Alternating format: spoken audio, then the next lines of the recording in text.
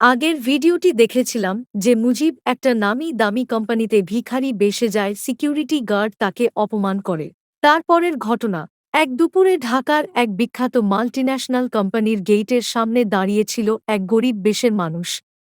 পায়ে ছেঁড়া স্যান্ডেল, গায়ে সাদা ময়লা পাঞ্জাবি, চোখে গভীরতা আর মুখে বিনয়। সে রিসেপশনে এসে বলল, আমি আজকের ইন্টারভিউয়ের জন্য এসেছি। সিকিউরিটি এসে তাকে পেছনে ঠেলতে থাকে, ভাই, এটা আপনার জায়গা না, চাওয়ালাদের পেছনের গেট আছে।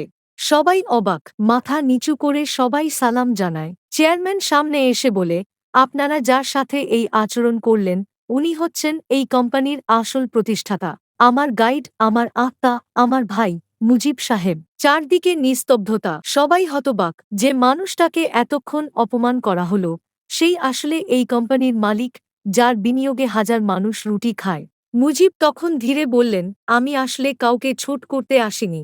আমি শুধু দেখতে চেয়েছিলাম এই সমাজ এখনো কি চরিত্র দেখে মানুষকে মূল্যায়ন করে, নাকি পোশাক। তোমরা আমাকে গরিব ভেবেছ, আসলে আমি গরিব না, আমি একজন ভাই, একজন পথহারা মানুষের সহচর, আরেকজন বান্দা যে আজও সেজদা ছাড়েনি।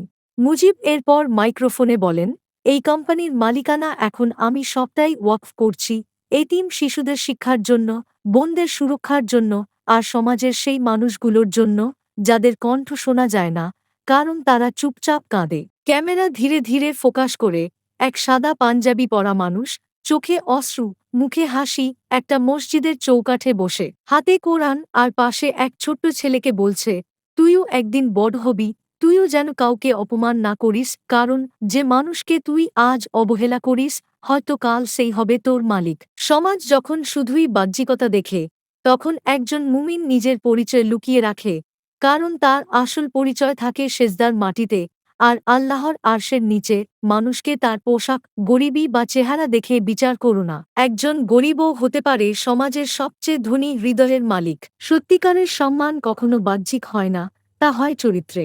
এই পৃথিবীতে কিছু কথা হৃদয় দিয়ে বুঝতে হয়। যদি সেই অনুভূতি আপনার হৃদয়েও জন্মায়, তাহলে একটিবার কমেন্টে লিখে যান, আমি অনুভব করেছি। আর এমন আরও হৃদয়স্পর্শী কথা পেতে সাবস্ক্রাইব করে পাশে থাকুন।